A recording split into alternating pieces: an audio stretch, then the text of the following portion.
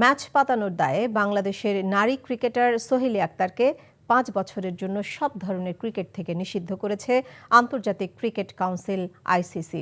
সাবেক অধিনায়ক আশরাফুলের পর বাংলাদেশের দ্বিতীয় ক্রিকেটার হিসেবে আন্তর্জাতিক ক্রিকেটে ম্যাচ পাতানোর কারণে নিষিদ্ধ হলেন সোহেলি। ২০২৩ সালে দক্ষিণ আফ্রিকায় মেয়েদের টি-20 বিশ্বকাপের ম্যাচে দুর্নীতির সংশ্লিষ্টতার অভিযোগ আনা হয়েছিল তার বিরুদ্ধে। আইসিসির অ্যান্টি করাপশন কোডের ৫টি বিধি লঙ্ঘনের কথা স্বীকার করেছেন তিনি।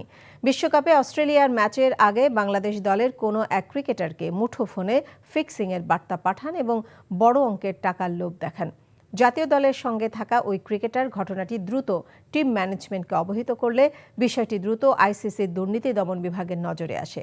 ২ বছরের তদন্তের পর ৫ বছরের জন্য নিষিদ্ধ হলেন এই ক্রিকেটার।